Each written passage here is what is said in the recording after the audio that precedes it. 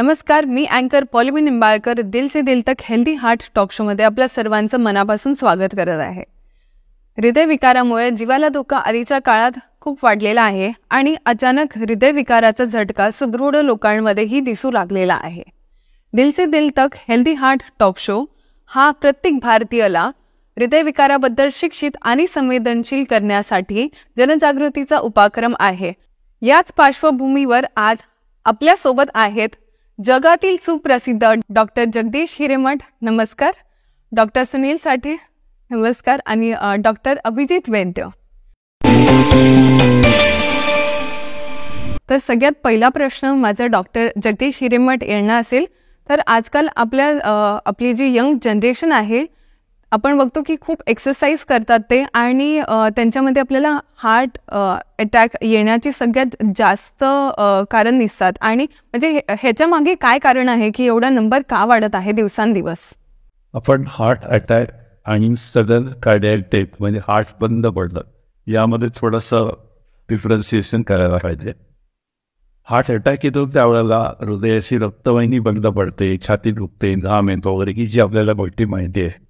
तो एक heart attack असतो. जेव्हा हार्ट अटॅकचा पेशंट हॉस्पिटलला न्यायला लागतो आणि ट्रीटमेंट द्यायला लागते.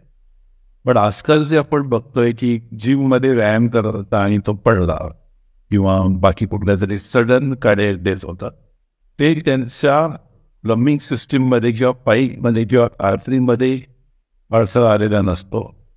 त्यांची इलेक्ट्रिकल सिस्टीम फेल होते. म्हणजे जसं काही दिवा शॉर्ट सर्किट व्हावं आणि पडपडून बंद व्हावं, तसं त्याचं हार्ट शॉर्ट सर्किट होऊन बंद पडतं. हे सडन कार्डियक डेथचं प्रमाण असं वाढलंय कारण तयारी नसताना अचानक हे लोक व्यायाम करायला जातात, जरुरीपेक्षा जास्त हार्टचा त्रास देतात किंवा मॅरेथॉन पळायला जातात. ह्यांच्यामुळे ते होतात. आणि थोडासा एक भाग कोरोनाचा याच्यामध्ये आहे की कोरोना काळानंतर आम्ही असं बघतोय की या प्रकारचे सडन कार्डियक डेथ्स होत आहेत. ते कोरोनामुळे आहेत, वॅक्सिनमुळे त्याच्यावर जरा अजून वादंग आहे, पण शक्यतो हे सडन कार्डियक डेथची या प्रकारामध्ये मिळतात. आणि अर्थातच ओव्हरऑल भारतामध्ये तरुणांना हार्ट अटॅक येण्याचं प्रमाण पण वाढत चाललंय, ते सुद्धा यामध्ये सामील बसतं. तर माझा पुढचा प्रश्न आहे डॉक्टर सुनील साठे यांच्यासाठी. डॉक्टर, हायपरटेन्शनची लक्षणं कोणती आहेत? आता हा महत्त्वाचा प्रश्न आहे, कारण हायपरटेन्शन म्हटलं की बहुतांश लोकांना म्हणजे ऑलमोस्ट 80 to 90% लोकांना हा सिम्पटम्स असतात. काय काय सटल म्हणतो आमच्याकडे, म्हणजे किरकोळी. काही लोकांना थोडं, काही लोक सेन्सिटिव्ह असतात, म्हणजे थोडं BP 130-80चं 150 झालं की एकदम डोकं दुखायला लागतं. पण ओव्हरऑल जर बघितलं तर डोकं दुखणे किंवा कॉन्सन्ट्रेशन कमी होणे किंवा झोप न लागणे, जे आधी काही नव्हतं, चांगली सुखाने झोप लागायची, किंवा लोक इरिटेबल होतात, म्हणजे छोट्या छोट्या गोष्टींवर लोक एकदम चिडायला लागतात. ही सटल सिम्पटम्स म्हणतो आम्ही. अशी जर सिम्पटम्स आली तर BP लागतंय का हे नक्की जरूर बघावे. पण याचं सगळ्यात महत्त्वाचं काय की सिम्पटम्स नसल्यामुळे खूप गोष्टी माहिती पाहिजेत. नंबर 1 म्हणजे लोक निग्लेक्ट करतात. जर तुम्ही सिम्पटम्स त्यामुळे लोक BPच कधी चेक करत नाही, त्यामुळे BP कळतच नाही आहे की नाही. दुसरं, सिम्पटम्स असल्यामुळे लोक गोळ्या चालू करल्यानंतर बंद करून टाकतात की मला काहीच होत नाही. आणि तिसरं, काही लोक फुशार काय म्हणतात की अरे माझं BP तर 200 पण मला काहीच होत नाही. तर असं अजिबात करू नये. याचं मेन कारण काय की BP किंवा हायपरटेन्शन, BP वाढलं किंवा हायपरटेन्शनमुळे कॉम्प्लिकेशन, जर लॉंग स्टँडिंग राहिलं न कळत तर कॉम्प्लिकेशन रेट वाढतो. तो डोळ्यावर येऊ शकतो, हार्टमध्ये येऊ शकतो, किडनी किंवा ब्रेन. आणि सगळ्यात महत्त्वाचं ब्रेन. असं म्हटलं जातं की 50 ते 70% पेशंट्सचा जो पॅरालिसिस किंवा ब्रेन इमर्ज होतं हे हाय BPमुळे, आणि हे आपण 100% प्रिव्हेंट करू शकतो. आणि म्हणून या सिम्पटम्स या प्रश्नाला बघतोय. आणि या प्रश्नाचा मेसेज काय राहील की कोणी आपलं सिम्पटम्स नाही म्हणून BP नाही असं म्हणू नये. म्हणून आम्ही आजकाल सांगतो की 25 वय की एकदा तरी BP चेक करा, सिम्पटम्स आहेत नाहीत. एस्पेशली ज्या लोकांना आईवडिलांना BP आहे त्यांनी नक्की करावं. आणि ज्या लोकांना BP आहे त्यांना सिम्पटम्स नाहीत म्हणून BPची ट्रीटमेंट निग्लेक्ट करून, हे सगळ्यात महत्त्वाचं हा मेसेज या प्रश्नाचा. डॉक्टर अभिजित, हृदयविकाराचा झटका येण्यापूर्वी आपलं शरीर आपल्याला सावधान करते का? याचं उत्तर हो आणि नाही अशी दोन्ही आहेत. म्हणजे साधारण 50 ते 60% लोकांमध्ये हृदयविकाराचा झटका हा काही लक्षणं घेऊन येतो, तो आपल्याला सावध करतो. तो येण्याची घंटा वाजवतो. पण 40-45% लोकांमध्ये हे घडणारही नाही. जेव्हा सूचना तो देतो तेव्हा काय घडतं, तर छाती दुखायला लागते. ही छाती शक्यतो आपल्या छातीच्या पेंजऱ्याच्या मधल्या भागामध्ये, जिथे ज्याला स्टर्नम नावाचं हाड असतं, तिथे दुखते.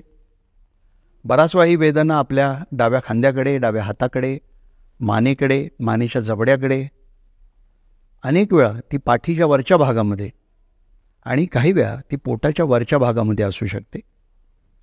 याच्याबरोबर छाती आवळल्यासारखी वाटलं जाणं, छाती जड वाटणं, छाती भरल्यासारखी वाटणं, त्याचबरोबर मळमळ, उलटी होणं, हे त्याच्याबरोबर जर घडलं तर हे अधिक गंभीर हृदयविकाराच्या झटक्याचं लक्षण असू शकतं. दरदरून घाम सुटणं, चक्कर येणं, डिझी वाटणं आणि काही वेळेला धापही लागू शकते. पण हे लक्षात ठेवलं पाहिजे की दरवेळेला हृदयविकाराचा झटका हा हे सगळं पुस्तकी चित्र घेऊन येईल असं नाही. तो फसवेल. कित्येक वेळा तो पोटाच्या आजाराचं रूप घेऊन येऊ शकतो, ॲसिडिटीसारखं वाटू शकतं, गॅससारखं चित्र वाटू शकतं आणि खूप लोक इथेच फसतात. अजून एक महत्त्वाचा मुद्दा की काही लोकांमध्ये हृदयविकाराचा झटक्याच्या ह्या जी सगळी लक्षणं असतात ही अतिशय सौम्य रूपामध्ये येतात. विशेषतः मधुमेह असणाऱ्या लोकांमध्ये, वृद्धांमध्ये अत्यंत सौम्य रूपाने तो येऊ शकतो. स्त्रियांमध्ये देखील हे असं घडू शकतं. ही सगळी लक्षणं, एक अजून गोष्ट लक्षात ठेवली पाहिजे, शारीरिक हालचाल केली की वाढतात. त्यामुळे ती एक फार महत्त्वाची खुंट्याची आहे. आणि मी दुसरं जे म्हणालो की अनेक वेळा सूचनाच मिळत नाही आणि तिथे मात्र आपल्याला सतत आधी याचा शोध घेत राहणं. कारण हृदयविकाराचा झटका येतो म्हणजे काही एक दिवसात घडणारी प्रक्रिया नाही आहे. रक्तवाहिन्या वर्षानुवर्ष, कदाचित एखाद्या दशकापेक्षा अधिक काळ त्या बंद पडण्याची प्रक्रिया आतमध्ये घडते.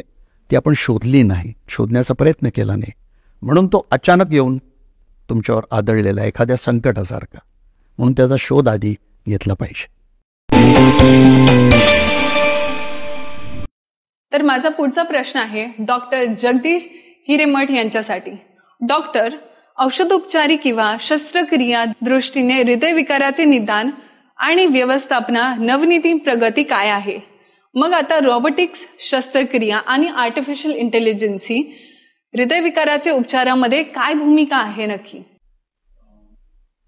हार्ट आणि हृदयविकाराला असलेली ट्रीटमेंट ही एक कायम प्रगत राहणारी अशी ट्रीटमेंट आहे. म्हणजे जे आम्ही 15 वर्षापूर्वी करायचो त्याच्यापेक्षा खूप वेगळंच काहीतरी ट्रीटमेंट आजकाल देतो. अँजिओप्लास्टी आहे, तुम्ही ऐकलं असेल की हृदयाच्या रक्तवाहिन्यांमध्ये आम्ही स्टेंट बसवतो. तर त्यामध्ये इतक्या प्रगती वेगळ्या वेगळ्या प्रकारचे झाले आहेत की तिथे खूप हार्ड, समजा कॅल्शियम असेल ते कॅल्शियम फोडण्याच्या वेगळ्या वेगळ्या पद्धती आल्यात. त्यामुळे ज्या अँजिओप्लास्टी पूर्वी होऊ शकत नव्हत्या ते आता या कॅल्शियम तोडण्याच्या प्रक्रियेमुळे व्हायला लागलेले. शिवाय अँजिओप्लास्टी करताना इमेजिंग म्हणतो आम्ही त्याला, की ॲक्च्युली रक्तवाहिनीच्या आतून आम्हाला फोटो मिळतात आणि त्याच्यातून एकदम क्लॅरिटी येते कशा प्रकारचं अँजिओप्लास्टी करायची, कुठल्या प्रकारचा स्टेंट वापरायचा, त्याचा साईज काय असेल, या सगळ्या गोष्टी जास्त क्लिअरली आम्हाला मिळतात. या बाहेर जाऊन पूर्वी एखादी वाल्व खराब झाली तर ती ओपन हार्ट ऑपरेशन करून बदलली जायची. तर आता ती अँजिओप्लास्टीसारखी ऑपरेशनशिवाय बदलण्याची टेक्निक आली आहे, त्याला आपण टावर असं म्हणतो. तुम्ही जसं विचारलं मग अशी रोबोटिक सर्जरी ही आता बायपास सर्जरीमध्ये आली आहे, वाल रिप्लेसमेंटमध्ये आलेली आहे आणि याच्यातून जास्त अचूक अशी सर्जरी होऊ शकते. आर्टिफिशियल इंटेलिजन्सला तर काही मर्यादाच नाही आहे. आता सध्या एक उदाहरण सांगायचं झालं तर एखाद्या माणसाला फक्त रात्री धडधड होते, मग त्याचं ECG कोण घेणार, त्यावेळेला डॉक्टर कोण उपलब्ध असणार, तर त्याला आपण एक घड्याळ घालायला दिलं, रात्रभर ते घड्याळ त्याचं ECG घेत राहतं आणि आर्टिफिशियल इंटेलिजन्स आपल्याला त्याच्यानंतर त्याचं उत्तर देतं. तर या प्रकारचा आर्टिफिशियल इंटेलिजन्सचा जो वापर आहे तो कुठल्या स्वरूपाचा असाय याचा कल्पना करण्याचा इंटेलिजन्स आत्ता माझ्यामध्ये नाही. तर माझा पुढचा प्रश्न आहे डॉक्टर सुनील यांच्यासाठी. डॉक्टर, रुग्णांना औषधं आणि उच्च रक्तदाबाबद्दल काय माहिती असावी?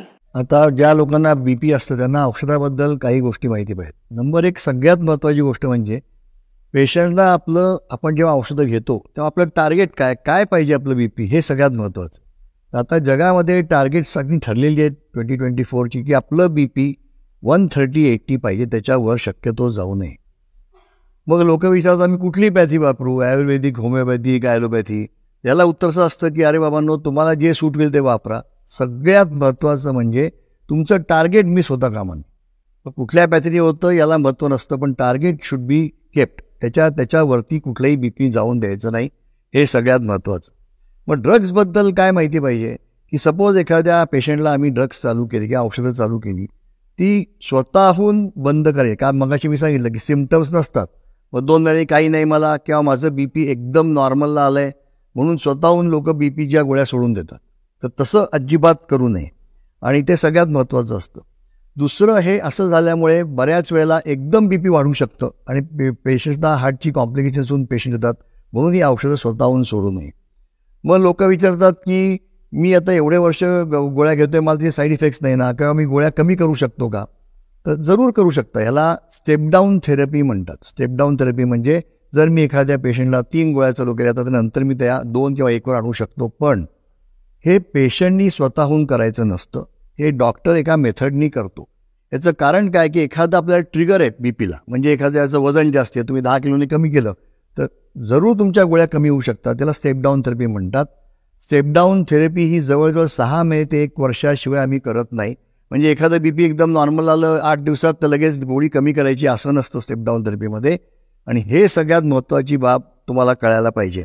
स्टेप डाऊन थेरपी ही पेशंटनी करायची नाही, ही डॉक्टर करतो. त्यांचा ट्रिगर ऑफ ब्लड प्रेशर बघून तो ठरवतो. शेवटच्या 2 गोष्टी या पॅनिकच्या असतात म्हणून मी सांगतोय BP आणि ड्रग्सबद्दल.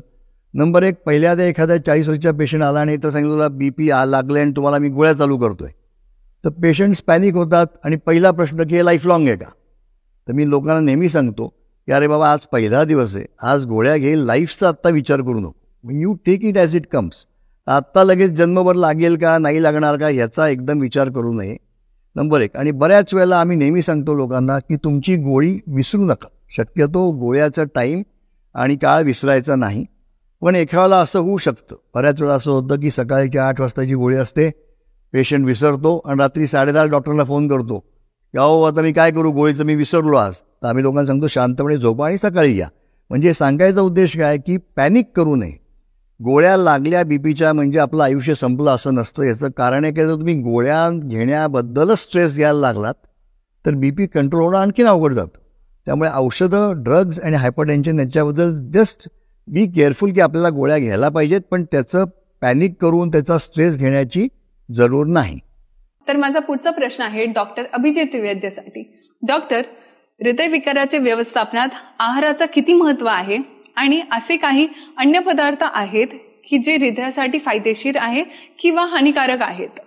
हृदयविकार हा टाळण्यासाठी, म्हणजे ज्याला प्रायमरी प्रिव्हेन्शन म्हणतो, किंवा तो झाल्यावर पुन्हा पुन्हा होऊ नये हे टाळण्यासाठी ज्याला सेकंडरी प्रिव्हेन्शन म्हणतो, याच्यामध्ये जीवनशैली, लाईफस्टाईल ही अत्यंत महत्त्वाची गोष्ट आहे. आणि या जीवनशैलीचा सगळ्यात मोठा पाया कोणता जर असेल तर हार्ट हेल्दी डाएट, म्हणजे हृदयासाठी निरोगी असा आहार. अमेरिकन हार्ट असोसिएशननी नुकतंच जे काही 8 इसेन्शियल फॉर हेल्दी हार्ट हे जे जाहीर केलेत त्याच्यामध्ये त्यांनी फार छान म्हणलं आहे की ईट बेटर. म्हणजे लोकांचं काय होतं की मेलो तरी बेहत्तर, पण हवं तेच खाणार. आमचं शास्त्र काय सांगतं की eat better, choose in a smart वे.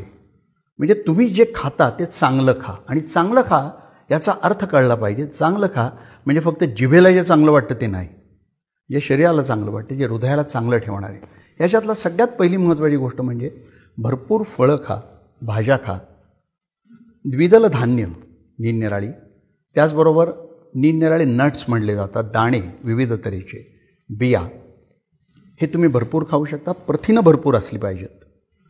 कर्बोदकं म्हणजे कार्बोहायड्रेट याचं प्रमाण कमी ठेवा. भारतीय आहारात आपण ते खूप अतिरेकी त्याचं सेवन करतो. आणि स्निग्ध पदार्थांचं सेवन हे कमीत कमी केलं पाहिजे. पण स्निग्ध पदार्थांमध्ये ट्रान्स फॅट ज्याला म्हणतात, म्हणजे सतत तळून जे काही तयार होतं तेल तूप याच्यामध्ये ट्रान्स फॅट येते. ह्याला शक्यतो नकार दिला पाहिजे. सॅच्युरेटेड फॅट जी आहेत ती कमीत कमी ठेवा. शक्यतो शाकाहार घेण्याचा प्रयत्न करा.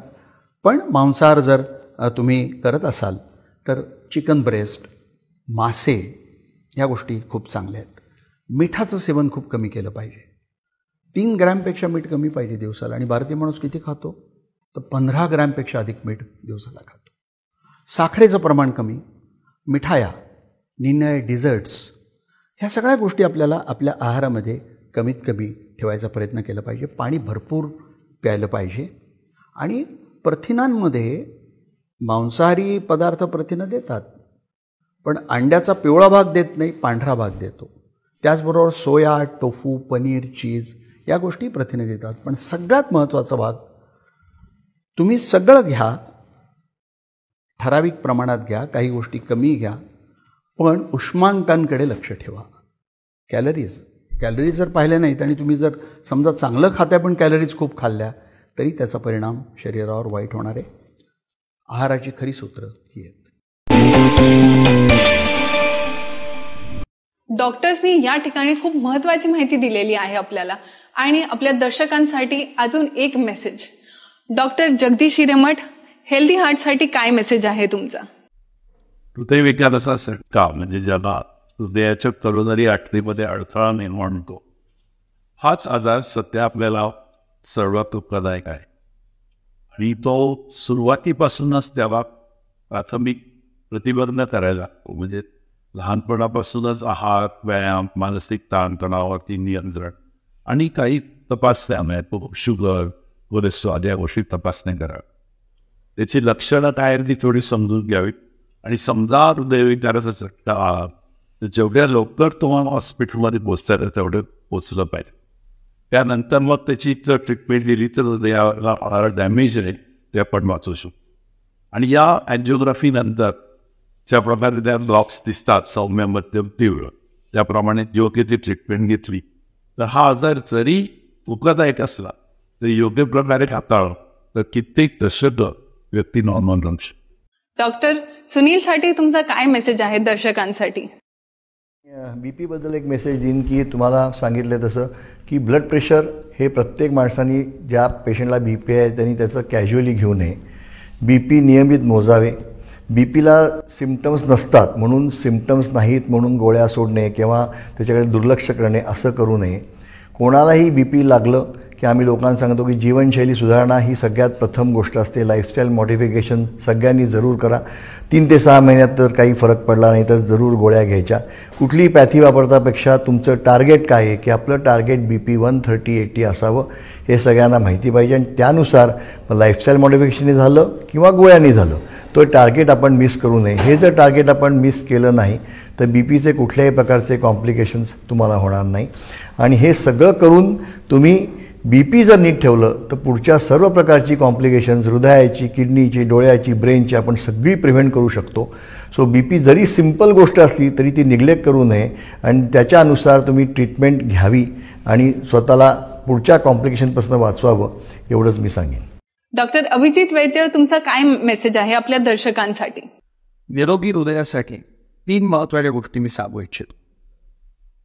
सर्वात प्रथम आपलं वजन आटोक्यात ठेवा आणि आदर्श वजनाच्या जवळ राहण्याचा जास्तीत जास्त प्रयत्न करा. आणि पोटाच्या ठिकाणाकडे लक्ष द्या. पोटामध्ये साठणारी चरबी ही हृदयासाठी अत्यंत घातक असते. आणि आपल्या देशामध्ये पोटात चरबी साठण्याचं प्रमाण हे प्रचंड आहे, ज्याला ॲब्डॉमिनल ओबेसिटी असं म्हटलं जातं. दुसरी महत्त्वाची गोष्ट म्हणजे अत्यंत नियमित व्यायाम करा. आठवड्याला किमान 150 मिनिटं किंवा आठवड्यातले किमान 5 दिवस रोज 30 मिनिटं असा व्यायाम असला पाहिजे. आणि व्यायामासाठी शरीर जागचं हललं पाहिजे, बैठे व्यायाम करून चांगलं. आणि तिसरी अत्यंत महत्त्वाची गोष्ट म्हणजे तंबाखू आणि धूम्रपानाला पूर्णपणे आपल्या देशामध्ये तंबाखू सेवनाचं प्रमाण प्रचंड वाढते. लहान मुलांपर्यंत ती पोचली. धूम्रपानाचं प्रमाण तरुणांमध्ये आणि स्त्रियांमध्ये फार मोठ्या प्रमाणावर वाढते. आणि तोंडाचा कर्करोग, फुफ्फुसाचा कर्करोग याच्या व्यतिरिक्त तंबाखू आणि धूम्रपान या गोष्टी हृदयासाठी अत्यंत घातक आहेत, हे विसरून चालणार नाही. हृदय निरोगी कसे ठेवायचे याबद्दल आज आमच्या दर्शकांसोबत महत्त्वाची माहिती शेअर केल्याबद्दल मी सगळ्या डॉक्टरांचे खूप खूप आभार मानते. आम्हाला खात्री आहे की आमच्या दर्शकांना नक्कीच महत्त्वाची माहिती मिळालेली आहे आणि हे सर्व दर्शक तुम्ही सर्वांनी दिलेली माहितीचं नक्कीच पालन करतील. अधिक माहितीसाठी दिल से दिल तक हेल्दी हार्ट या फेसबुक पेजवरती लॉग इन करायला विसरू नका. तुम्ही सर्वजण यूट्यूब, इंस्टाग्राम आणि ट्विटर या माध्यमातून दिल से दिल तक या मोहिमेशी कनेक्ट होऊ शकतात. लॉग इन करायला विसरू नका. धन्यवाद.